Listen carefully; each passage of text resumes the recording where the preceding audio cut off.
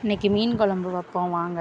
அதுக்கு முதல்ல மீனை நல்லா சுத்தம் பண்ணி வச்சுக்கிடுவோம். கழுவி ஏற்கனவே கழுவி வச்சுருந்த மீன் தான், நல்லா கழுவியாச்சு. ஒரு கடாயில் எண்ணெய் ஊற்றி வெந்தயம் போட்டு வெங்காயம், ஒரு சின்ன வெங்காயம் ஒரு 5-6 வெங்காயம் கட் பண்ணி போட்டாச்சு. அது நல்லா வதங்கட்டும். நெல்லிக்காய் அளவுக்கு புளி எடுத்து ஊற வச்சுக்கிடுவோம். தக்காளி ஒரு 2 தக்காளி, சின்ன சின்னதாக ஒரு 2 தக்காளி அறுத்து வச்சுக்கிடுவோம். அறுத்து போட்டுருவோம். வெள்ளைப்பூடு, இஞ்சி, கொஞ்சமாக தேங்காய் சில்லு. அதுங்கள வெங்காயம் தக்காளியும் வதங்கட்டும். மஞ்சப்பொடி, வத்தப்பொடி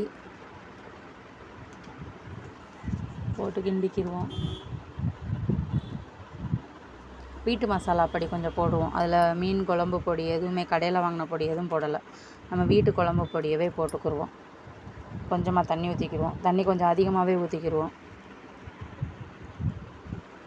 நல்லா கொதிக்கட்டும். அதுங்கள புளியை கரைச்சி ஊற்றிடுவோம். புளியை கரைச்சி ஊற்றியாச்சு. குழம்பு கொதி வந்துட்டுருக்கு. கொதிச்சிட்ருக்கும்போது கொஞ்சமாக நல்லெண்ணெய் ஊற்றிக்கலாம்.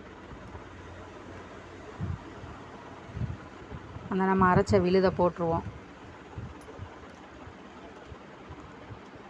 போட்டு நல்லா கொதிக்கட்டும். குழம்பு நல்லா கொதித்து வந்துட்டுருக்கு.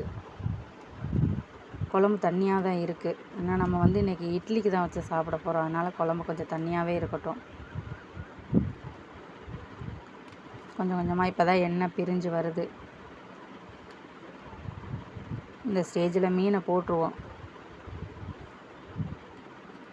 எல்லா மீனையும் உள்ளே போட்டு விட்ருவோம். மீன்லையும் மசாலா, உப்பு எல்லாம் ஒட்டணும்ல, அதனால் கொஞ்சம் போட்டு கொஞ்சம் நேரம் சிம்மில் வச்சுருவோம். ஸ்பீடாக வச்சு விட்டு கொதிக்க விட்ருவோம். கிண்டக்கூடாது. ரொம்ப கிண்டிகிட்டே இருந்தோம்னா மீன் கலண்டுரும். முள்ளாக வெளியே ஏறிடும். பிறகு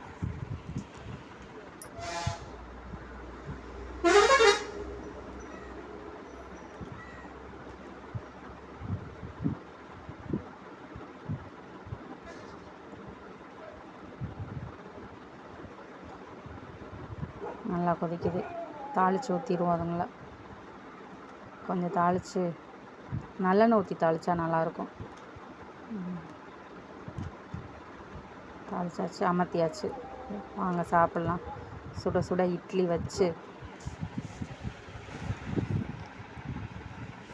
அதில் நல்லா நம்ம வச்ச மீன் குழம்ப ஊற்றி கொஞ்சம் நிறையாவே ஊற்றிக்கிடுவோம். ஊற்றி சாப்பிடுவோம். வாங்க வாங்க எல்லோரும்.